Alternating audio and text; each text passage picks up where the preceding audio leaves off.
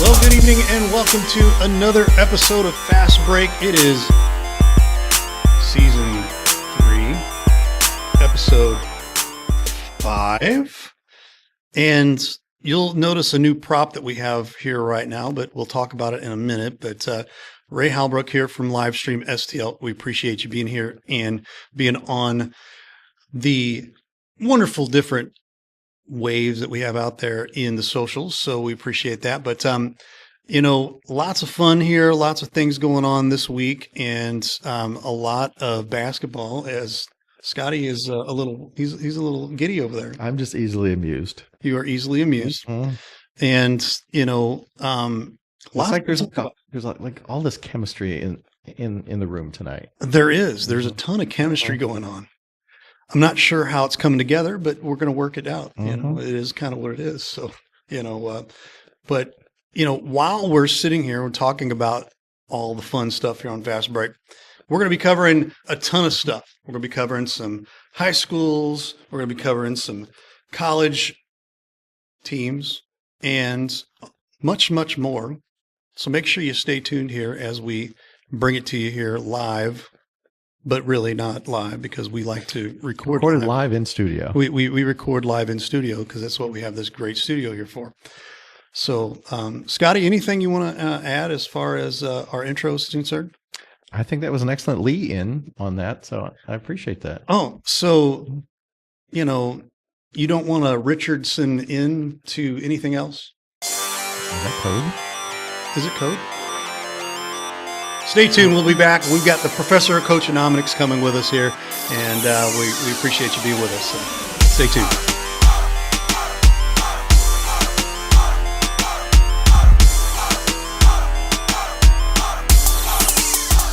Hi, this is Bill Rubel with APB Storage. APB Storage is a locally owned and operated family business that offers the best storage solutions in the Jefferson County area. Our electronic gate gives you 24-hour access to your storage unit, and our state-of-the-art security system provides peace of mind and security. All of the units provide an easy access drive-up doors to allow a stress-free way to your unit. Come see why people prefer the APB storage experience. Give us a call at 636-464-5629 or visit us online at apbstorage.com. Church is more than just an hour in a pew every Sunday. It's a community. It's where you can come as you are. It's a place where you can connect with God, learn from Scripture, and grow as you build relationships. It's a place where it's okay to be a work in progress. At Faith Community, you'll find an authentic group of people who are pursuing God and supporting one another along the way as we move from where we are to where God wants us to be. Wherever you're at on your journey, you are welcome here. At Girardi Agency Missouri Farm Bureau, we're dedicated to safeguarding your present and securing your future. Whether it's auto, home, life, health, or business insurance, we offer comprehensive coverage tailored to your needs. We would love the opportunity to earn your business. Our office has been located in Hillsboro for over 30 years. Please contact our office today for a quote. 636-797.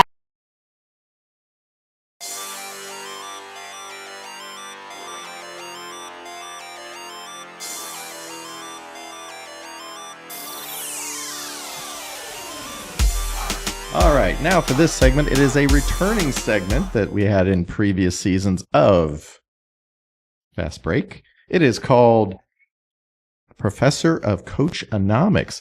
And sitting to my left, probably your right, Coach Lee Richardson. Coach, welcome back to the show. Coach Lee is back. I'm here, guys. Traveling. Oh, it's so nostalgic. He's obviously at Livestream STL alumni announcer and published author, Lee Richardson. Love it. That's true. Glad to be back with you guys, and love the new studio, Ray. Hey, man. And Scott, glad to know some things and some people never change. Thanks. But yeah, and prepping for this show, obviously, you've kind of been a little under the weather, so this has kind of been, a little bit of a ramp up here. So we're glad you're back in good health to be with us. Just for the record, I Googled Lee Richardson, safe search on, and the initial results came up with American stage actor, Lee Richardson Zoo, which is in Garden City, Kansas, speedway rider, and former soccer player. I didn't realize you were so accomplished. So yeah, there are 3 truths and a lie in there, and the zoo is definitely named after me. You used to play soccer. And I used to play soccer and coach it, as a matter of fact. So I'll leave it up to you to determine which one of the other 2 is a lie, the actor or the, did you say race car driver? Speedway rider. Yeah. Yeah. I'm not sure what the difference between a rider and a driver is. Yeah, I don't Maybe know. one of them has to do with horses. I'm not sure. Here's a clue. I haven't had a ticket in 7 years. So, Okay. do with that what you want. Wow. How about that? And as coaches, we have to do quite a bit of acting. So, yeah, I've never heard of those other namesakes, but appreciate you doing your thorough due diligence there. And probably, did you look on Mo Courts as well? Charges pending? No, at work I'm blocked out from those for some reason. Okay. But, after I readjusted my search, locked in the parameters, then I found what I was looking for. Next Level, a recruiting guide for high school basketball players by Lee Richardson. And you didn't choose to put your face on the jacket. Why not? I think there's a photo of me and my family, but not on the front. But no, you're the next one. The next, and which you inspire. Actually, you came up with the professor of coachonomics. I believe you and Ray. Yeah. And you definitely have the coachonomics angle. That is going to be the title of my next book, Coachonomics. Ooh, I cannot wait. As I told our good friend Tim Winkler one time, he said, "Are you going to write another one next year?" This is, mind you, back in 2020 when I wrote the first Next Level book. And I said, yeah. I said, or I'll wait and write it in 22. Then it'll be every 2 years I'll write a book, or 23 and every 3. So anyway, we're up to every 5 years now. But the Coachonomics will be the title of my next book, and I thank you for inspiring that. That's awesome. I love it. So obviously, in previous seasons, we had you, we would have you design a specific play for a situation in the game, or we would ask your thoughts on, like off-season training and, many other situations like that. And as you're coming off of, a coaching stint, so we'll have definitely some interesting things to pick your brain about. Yeah, I feel my coaching senses. I have re-retired again, I guess, if you will. I kind of stay in limbo. It's like kind of being half asleep. Emphasis on again. Say, yeah. Feels good every time I do it. But hey, if once is good, more must be better. It must be. And but my coaching senses feel sharp, and I was very happy to kind of scratch that itch for a while there. Okay, so that kind of leads us in here. Let's start gently here with a couple of questions. So the professor has been away from Livestream STL and added to his next chapter in his coaching career. It's great to have you back with us and talk about some hoops. Can you give us a little synopsis of what it was like to step away from coaching, and then they pull you back in? Well, yeah, I don't know. You coach as long as I have, or even a little while. If you enjoy it and you love it, I think it gets in your blood, and it's always going to be there. Anytime there's an opportunity to get back in, you're going to be tempted by it. And so that's what happened to me this time with the You were tempted by the hoop of another? The hoop. I won't sing it. You can sing it if you want to. Right. Speaking of which, I have to throw this in before I finish answering your question. Mr. Livestream, of course, to my left. I gave him a nickname though a few years back, if y'all remember, the Maestro. Ooh. And now Ray has a beard befitting of a maestro, and I think all we need now is the conductor wands, and you're ready to go. I need the wands. Yeah. Right. Yeah, you're rocking the beard there, Maestro. All right. It was added bonus of being able to coach at the college level, something I'd never done but always wanted to. Mm-hmm. And so that was when Isaac Moore, at that time interim head coach at Lewis and Clark women's basketball, when he and I talked the first time, obviously that appealed to me, and so I don't know what else to say, but I jumped in and did it for a year and really enjoyed it. Awesome. All right. So previously you worked at the high school level, and then this latest position, like you mentioned, took you to the college level.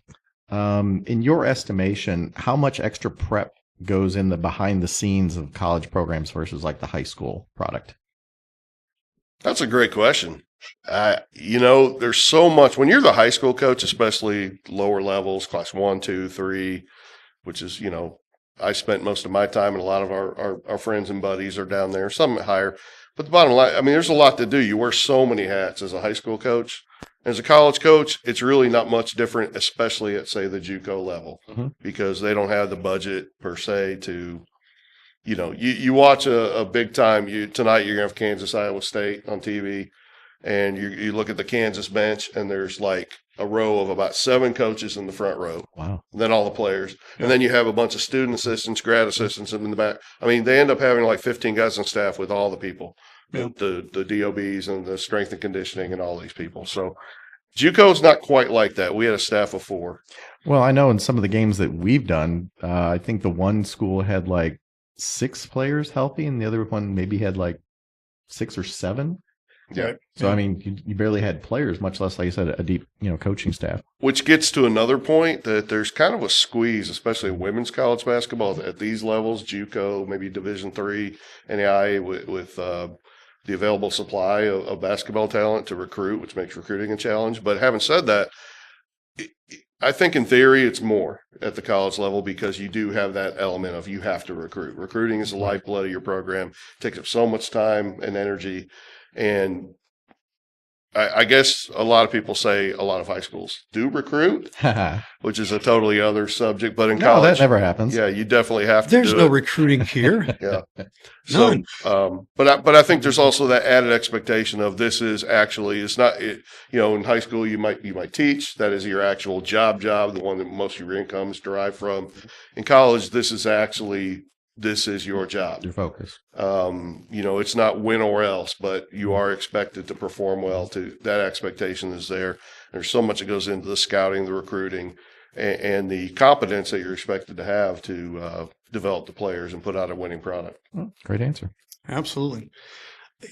In your short window, if you will, of time at Lewis and Clark there, what were some impressions of the Jeffco and St. Louis Community College programs in general? Well, Jefferson College, let's start there, I guess. And we started our season with them way back in early November.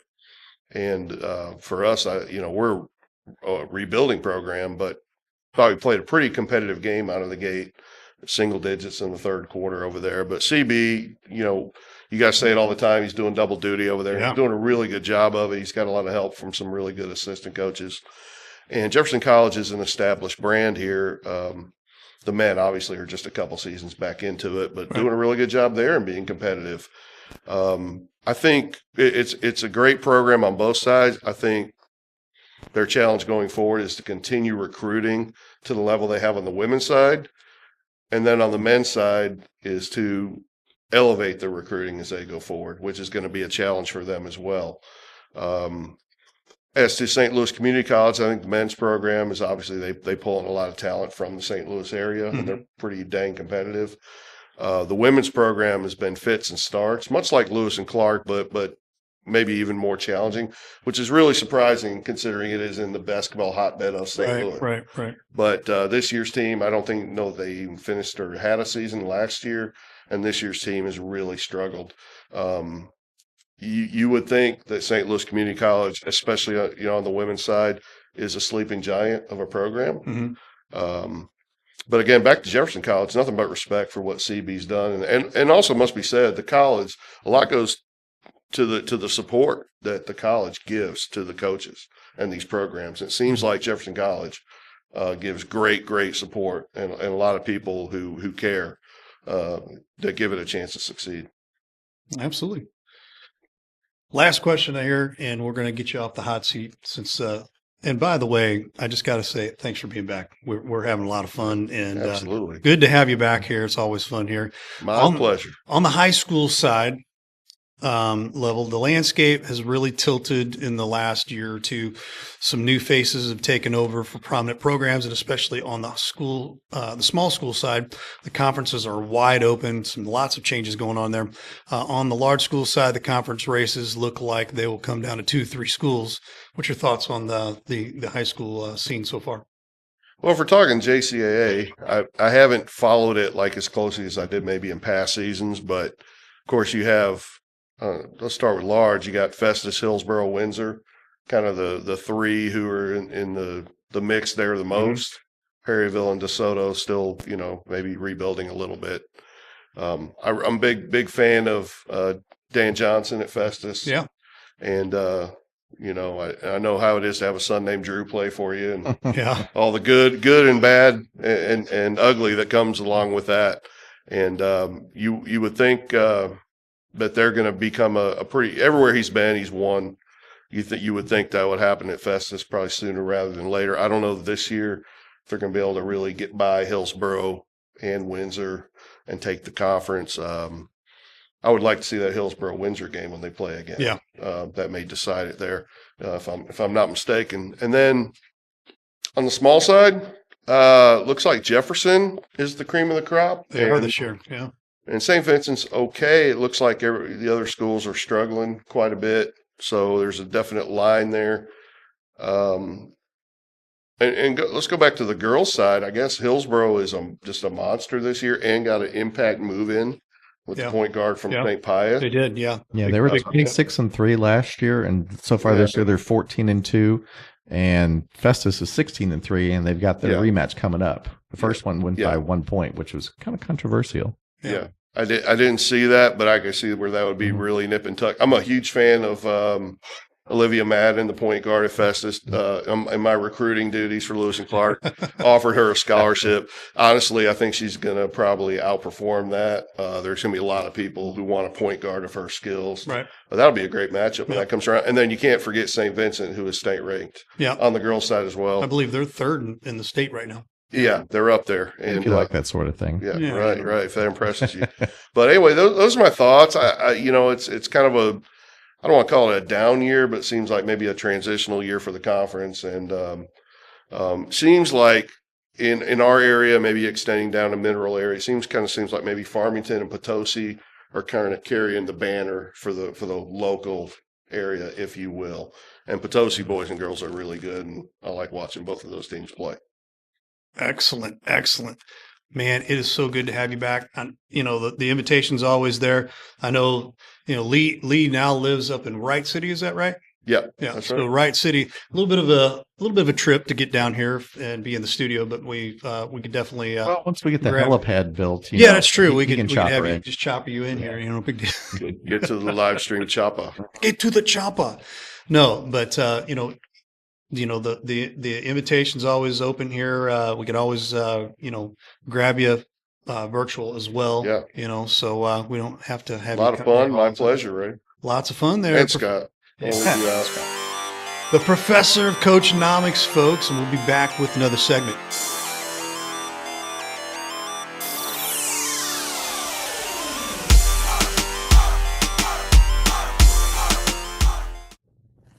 It's time to take a look at our Region 16 standings in the women's division here.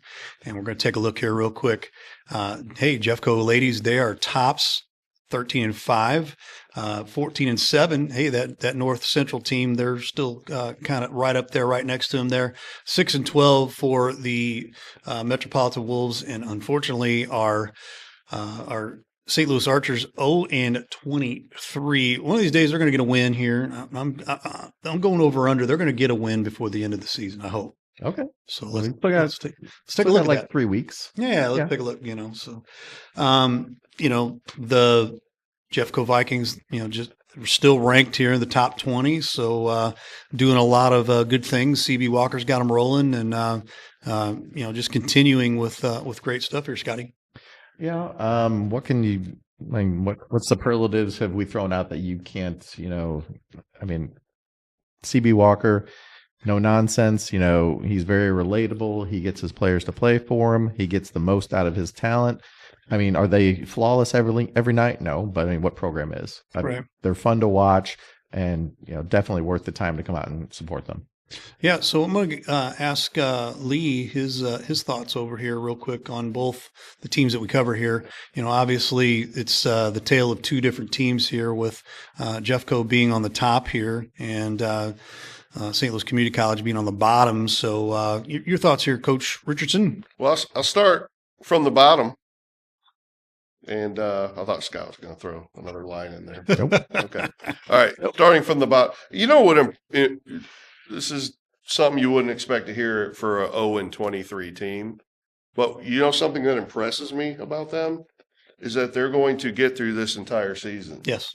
And for a program that struggled to stay afloat, that has to count for something, especially when they have not had a lot of bodies. A lot of games they've rolled up with only like 6 players, Right. 7 maybe. At the college level, you're playing 40 minutes. That's pretty taxing. That's a big ask. When you're getting beat by a significant margin every night, and these teams are not taking it easy on you. So I'm going to give them props for that they're going to pull through, and looks like they're going to successfully complete the season, if nothing else. And as to Jefferson College, I guess the one thing you guys said some stuff about them already, the depth and the recruiting that CB's been able to do there. It's actually really impressive in the women's game these days. And so the depth that they've built, and everybody bought into the system, as you pointed out, Scotty. And, you know, Coach Walker likes to run a lot of sets. And they keep going back to the same things over and over again. And when it's successful, the same press over and over again. And he changes defenses really effectively. So his system is pretty tight, and the players have bought into it. And that's what gives them a chance to be their region champs again this year. And what's that expression? If it ain't broke, don't fix it. That's right. Yeah, and basketball, I think sometimes, just because you're a college coach, it doesn't mean you have to complicate the game of basketball. Do the simple things well, do them repeatedly. Obviously, you got to make adjustments from time to time, and he does do that. But again, it's like player 1 through 10. There's not much of a gap for him, and that makes things really much easier also as a coach. Absolutely. Let's take a look at the men as well here. North Central still on top here, 22-0. Man, what an impressive run here. 12-11 for the Archers here from St. Louis. Metropolitan. I was trying to get that out. 11-11 on the season, and then Jeffco down on the bottom there. The men 8-13. Scotty, it's going to be hard to take away from the 22-0 North Central, who is just absolutely running a juggernaut type season right now. That just jumps off the page at you. That's impressive. You figure every program is going to have a night where, they don't have it, or they run up against a team that's just hot. But 22-0, take your hat off to them. But, Jeffco, look up there, 8-13. Obviously we talked about some of the games were within, like a possession or two.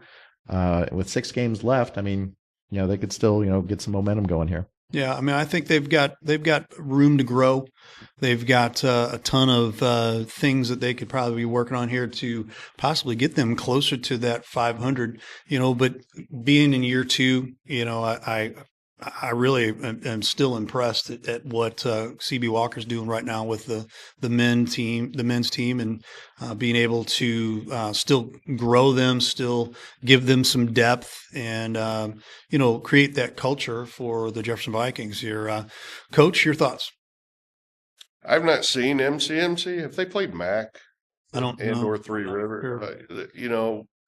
If I were to guess, that's a really, really.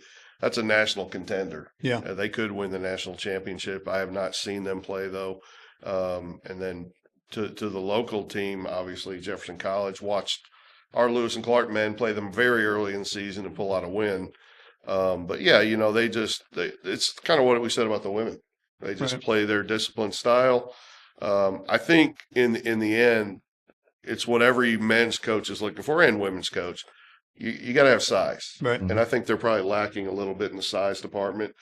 2 years in, you can't expect them, though, to be able to fill all the recruiting needs all at once. They've done a really good job of recruiting guards, of recruiting shooters, of recruiting local players that bring up the interest level as well. Really good job for 2 years of restarting up the program. And let's don't forget about St. Louis Community College. Came out of the chute, and they won 4, 5, 6 in a row here. But now they're kind of on that skid now, and they're having some problems right now being able to beat teams. You look at their record right records. now that sits at 11-11. They were at 11-1 at one point. Yeah, wow. Yeah. So they've had some struggles. Definitely but gone. They've had some close ones not go their way too. Yeah, definitely gone the other way, and that somehow they're going to have to be able to dig out of that before playoffs and adversity builds character. Yeah, there you go. There you have it. There you are, and that is our look at the NJCAA. It's time to take a look at the JCAA in general, and before we get started with our small school girls here, their standings. We're going to talk about some tournaments that recently was finished, actually as early as last week, literally a couple days ago. So congratulations to the on the boys side, large schools. Windsor wins the Bruce Thomas tournament pretty convincingly. Had a great tournament there. Was that like 4 in a row now? 3. I think it was 3. Who did they beat in the final? That was against Valley Park. Okay.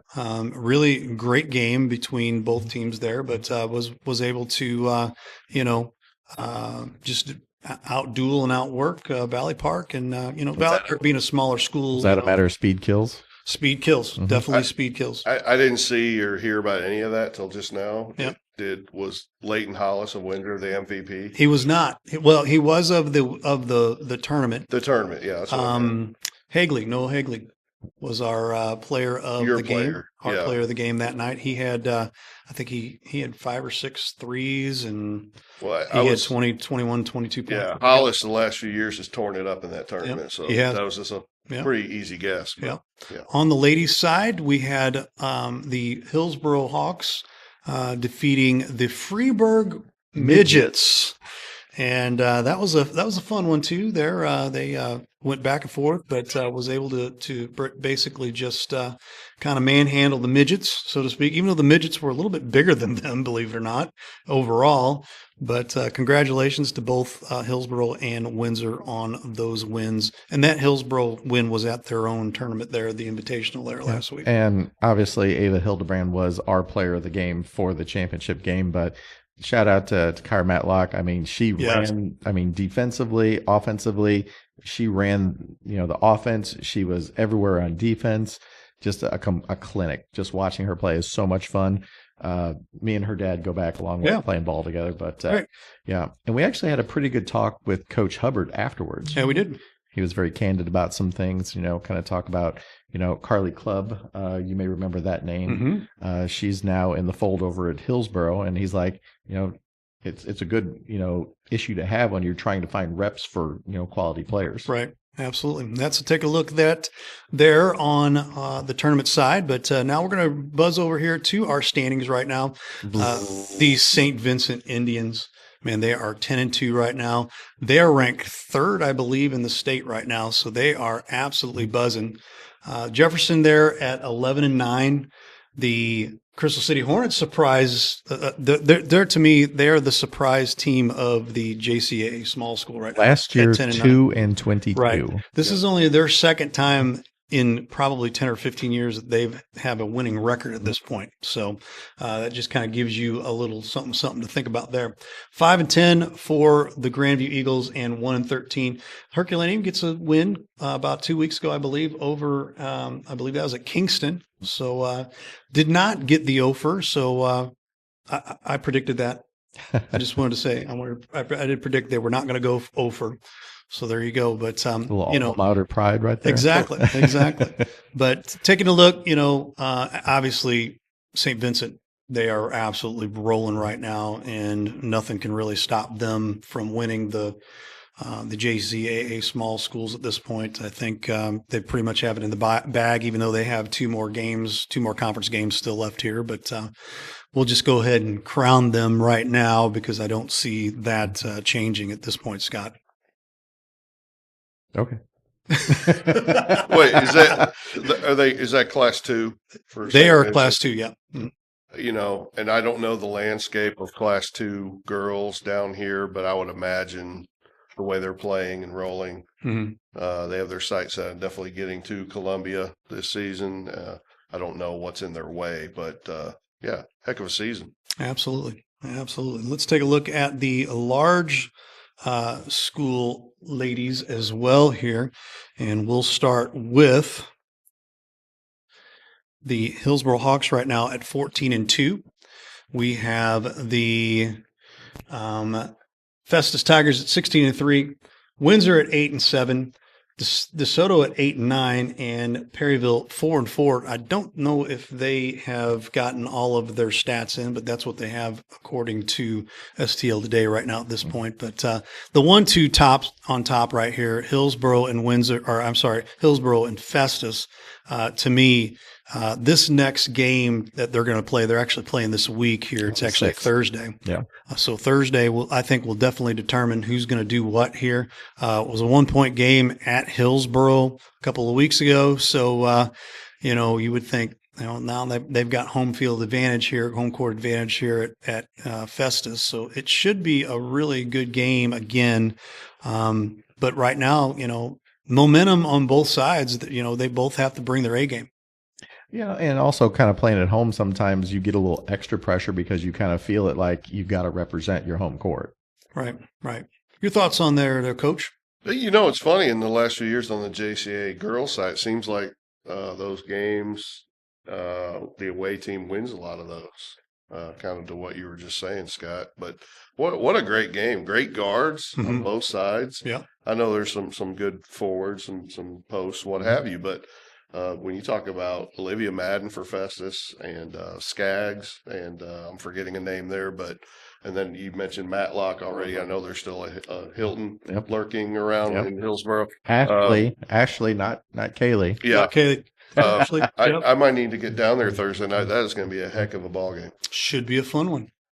Taking a look at the small school standings here for the boys here, 11-7 for the Jefferson Blue Jays. They kind of look like they're pretty much in the driver's seat here. St. Vincent at 6-9, Grandview at 4-12, Herculaneum 2-12, and Crystal City 1-17. I definitely think the Jefferson Blue Jays are definitely in the driver's seat here. I think it's another game here, and they basically have the small school wrapped up.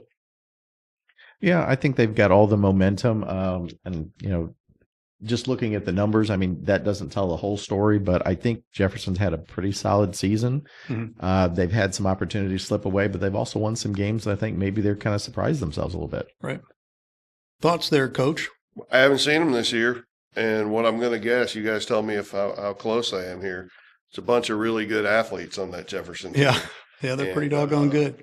I think that's probably hard for the other small schools to deal with when you have and they have a great strength and conditioning program there, had for years. And so when you have that level of athlete, it just seems like there is definitely a gap there that the other small school teams in the conference are going to have to figure out a way to overcome. So it's probably not going. You think about it. Really, they only returned one main rotation player this year, right? Cooper Frisk, right? Cooper, yeah. And so that just kind of speaks to them. Just year after year, they're able to just inject more of those type of athletes. And in basketball, if you could give me, point guards are great, bigs are great, but if you give me the lengthy athletic wings and you give me a whole team of those, you're going to be really tough to beat. It looks like they got quick question. Bruce Valeroy still on the sideline for St. Vincent? I believe so. I haven't seen him this year. I mean, last I looked he was, but Bruce is always over there, Bruce. Well, yeah. He's kind of what a legend. Tamed down a little bit. He's had to. Yeah, he's had some doctor's orders. Yeah, doctor's orders there. He's had some medical situations. That. So but always loved Bruce Valerie. He's a great guy there. Yeah. So let's take a look at the large schools as well. And we'll bring that up here right now. 11-5 for the Windsor Owls. How about that? The Windsor Owls there, still leading things. 10-7 for the Festus Tigers. Hillsboro at 8-8. Perryville at 5-5, and DeSoto down at the bottom there at 4-12. Who would have thought right now at this point, that the Windsor Owls would be somewhat in the driver's seat? I think all they got to do is win maybe one more conference game here, and they basically have the JCAA large schools wrapped up. Well, I mean, depending on how that goes, I mean, any of those top three teams on any given night could surprise you. Yeah, the top three there are obviously pretty close to within 5-6 points of each other on any given night. Windsor has some really good skilled players. They play really hard. Hillsboro obviously has their own level of talent and a big that's very athletic and hard to stop. I'll say Dan Johnson. He may have something in his back pocket as the season comes down the stretch. The coach is a winner, and we're not done hearing from them, I think, this season. You've heard it right here on Fast Break from the professor of Coachonomics. He is not going to bow out with the Festus Tigers. How about that? No. And when you have shooters, and definitely have one elite shooter, when they get hot, they can keep you in a lot of ball games. Absolutely.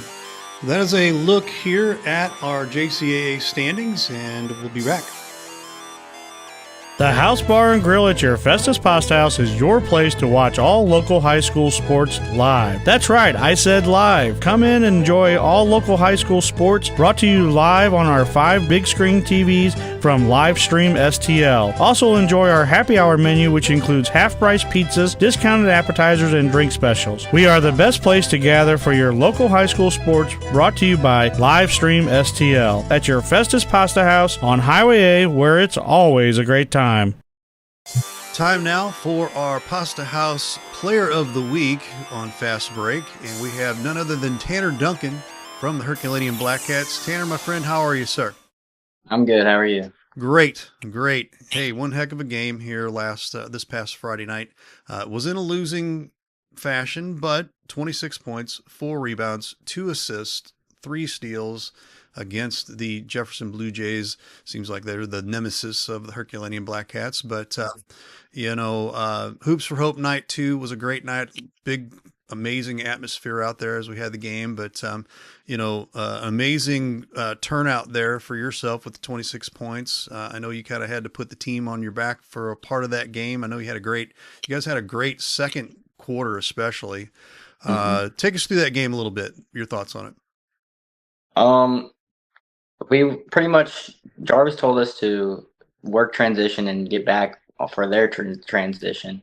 And whenever we got a rebound, like a long rebound, go for it. Everything was there. And he told us to be a lot more aggressive on defense and a lot more aggressive, like driving, and not as many shots, but it didn't really work out that way.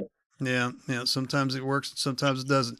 You had a great second quarter there. Unfortunately, second half was a little different story, and couldn't quite get that into that third gear and get things going. But good showing. And again, like I said, 26 points. That ain't nothing to sneeze about. So, you're looking at a pretty rough season here right now as far as records concerned, but what motivates you through the season, right now? And tell us a little bit about the team as a whole. As of right now, we're definitely getting better from the beginning of the season, and a lot closer games, and everything's starting to click a little bit, but not quite there yet. Yeah. It's a process sometimes, isn't it? Mm-hmm. Absolutely. You got Big Brother on the bench with you too. Brought in Jordan. What's that like, having brother on the bench, and has he helped you along the way this season? Definitely. He's another point of view of the game, and Jarvis likes him there because he likes him talking to us, and he feels he's closer to us than he is. Yeah. Yeah, it makes sense. Total makes sense. I mean, he just graduated not too long ago, so keeps a good touch point and, a dose of reality, but also, just that point of view of somebody that's just, a few years older than you. But, I can understand that. So that's awesome. Awesome. What's your plans? I know you're a junior this year. What's your plans for once you get out of school? You plan on going to college? What's the plan? I would like to go to college for baseball, but we'll see what happens, really. Not being seen by anybody quite yet. It's a little early, but, So, So hopefully, we'll see some folks getting a look at you. I know that probably won't be long here. I know about Mama Dunk over there. She's doesn't want to get rid of another one of the babies over there. But, hey, college is college, and it would be be great for you to move on and, be able to do something cool in the college level there. So we appreciate the time. And again, you are our Pasta House Player of the Week. Appreciate the time, and I'm sure we'll see you down the road here this season. Yeah. All right, thanks. Tanner Duncan there from the Herculaneum Black Hats. Time now for our pick and roll segment here, and we have on the line here Coach C.B. Walker from the Jefferson Vikings. He does double duty over there for the men and ladies teams there. How you doing, Coach? I'm doing well. Yourself? Very good, very good. This is our pick and roll segment, so we did not give him the questions ahead of time here. But before we get started, I wanted to just maybe catch up with you on, just how things are going right now with both teams. You can just maybe give me a brief description on your thoughts. Right now we're jumping into conference play. Have an opportunity to just, continue to get up and down in practice. But like I mentioned, we're in conference play right now. And we're here to battle and do the best we can. The women's right now, we just got finished preparing for the weekend. We have Metropolitan and then North Central both on the road back to back, Friday and Saturday. The men's are right there on the floor right now. I'm actually getting some shots up as well, getting prepared for the weekend as well. So overall, man, we're just getting ready, taking one day at a time and getting ready to knock out some conference games. Good stuff. Good stuff. Well, here we go. It's pick and roll time. Question number 1. Coaches can only suit up players healthy enough to play to try to win games. How's the overall health of both of your teams? As of right now, we're battling the flu. So we had a couple kids sick, out going to convenient care. Just getting everything tested out. It's just next man up. Next young lady, we had 2 young ladies that tested positive for the flu. We got one young lady right now that's hurt. So overall, man, it's just next player up. I feel like they've been preparing for this moment throughout the whole time. So anybody can get out there and play as a group and as a unit. So that's where we at right now. Absolutely. If you needed a 3-pointer with seconds left on to tie the ball game or to win a game, which player or players would you turn to from each squad? For the women's, definitely probably be Josie Allen. I would try to give her a clean look. On the side, it's probably 3 of them. I would definitely say Andre Aaron, Cole Rickerman, and Gabe Walker. There you go. Hey, And Kate Herman. So the boys got a lot more opportunities than I feel like we're the girls. Excellent. Excellent. In what areas of each respective team do you see an area for the most potential to improve down the stretch? I think it's our togetherness. We kind of covered this a little bit today in practice. Just understanding I need people out there to step up and be a coach on the floor. So when the whistle's blowing, it's fouls, being able to huddle them up, get them into the next play. So I think overall, just our togetherness and understanding that aspect of it. Great, great. Certain player combinations within the team can develop chemistry at different checkpoints. What have you noticed about each of your team's chemistry, and are there specific tandems who click really well together within each team? Definitely think it is. As far as our sophomores that was with me last year, they understand, especially now getting into conference play, they understand this more than what our freshmen do. So I definitely say any of our returners from last year, any of those combinations for sure, just because they've been through it and understand that aspect of it. And then I think it just depends on the circumstances in general. If we want to go big, we want to go small. But I think overall throughout the season, even looking up to now, our best lineup on both sides been the returners that was really last year for sure. Good deal. Good deal. Last question for you. We'll let you go here. On the defensive side of the ball, who has taken the most bruises for the defense cause on each squad? Ooh, I think on the girls' team, it's almost everybody. They're willing to throw their body in there a lot. I would sit there and say anybody that's in there in that rotation, they've been willing to throw their body in there. On the men's side, I feel like he get himself beat up a lot down there in the post. Screens and being physical, Zay as well. So I think those 3 guys has been the one that's been taking it the most. Having to battle the physicality on the inside. Zay and Cole being chased off screens, getting hit with screens, and all of those things. So I would definitely say those 3 on the inside. Good stuff, Coach. Man, we appreciate catching up with you. And folks, if you haven't been out this year or have never been out ever to a Jefferson College game, come on out there to the Hillsborough campus there out at Jefferson College, home of the Vikings. And I know Coach CB Walker, and lots of fun things going on out there as well. Some new atmosphere. We've got cheerleaders out there. We got the band out there. It's like being at a real good, real hypey, great atmospheric basketball game. So if you haven't had a chance, come on out, and I'm sure CB would love to have you come by and say hi to him, I'm sure. Yes, I appreciate you. It's Coach CB Walker from the Jefferson Vikings. It is now time for the Hoops Whisperer segment. And I'm so glad that Coach is here to hear this, because we brought it back last week, and Lee, I almost could not keep my composure at all. Because it was pretty stinking funny. It's been a while, so I'll do my best. So we're going to kick it right over to Scotty, the Hoops Whisperer, the freak of speak. The floor is yours. So obviously in the last episode, my suggestion of a coach's penalty involving, a giant ballpark foam finger for the duration of a team's stay and the foul penalty, it's kind of mixed reviews on that one. But this time, I think I have the real deal that everyone can get on board with, except maybe the basketball purists, but everyone else should enjoy it.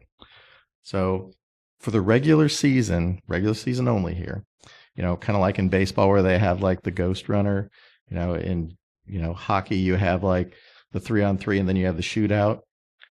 How about at the high school level for basketball games that go into overtime, you have a game of horse.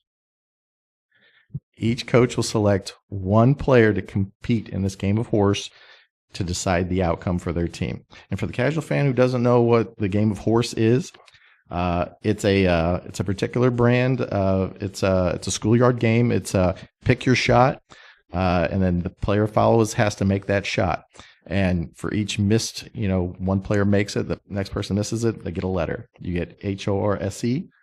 And whenever the one side gets HORSE, you lose. So, obviously you got to have some sort of, structure. You can't be like, all right, well, you got to stand, outside in the foyer, and you got to, bounce it off somebody in the front row. It's got to be like a half court kind of deal. It's got to be a dunk. It's got to be like a bounce shot. It's got to be a layup.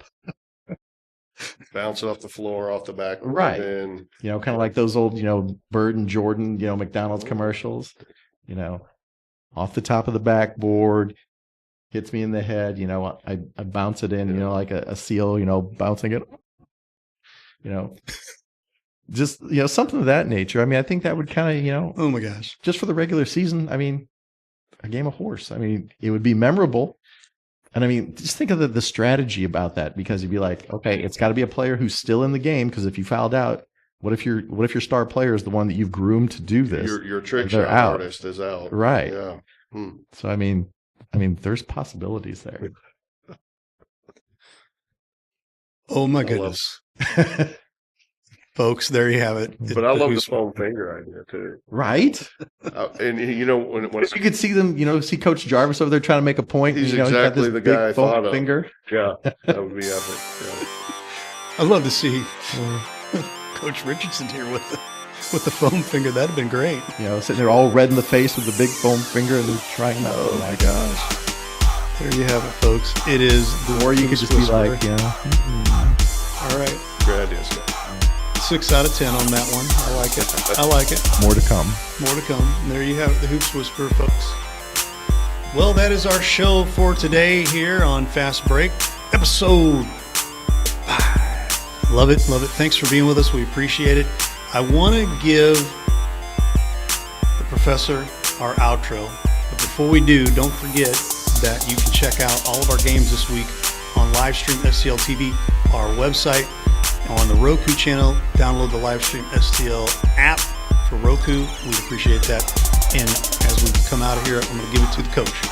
Well, we used to break our shows with a little motivation for the kids. And so, as we say, show up, dream big, work hard, You'll be glad you did. Thanks, folks. Appreciate you being on Fast Break. Check it out.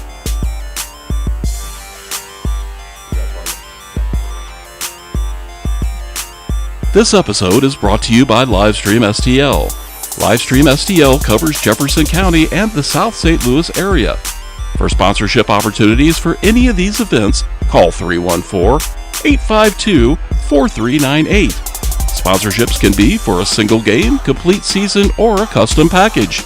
Help spotlight the young athletes of our area and score a layup for your business with new potential customers.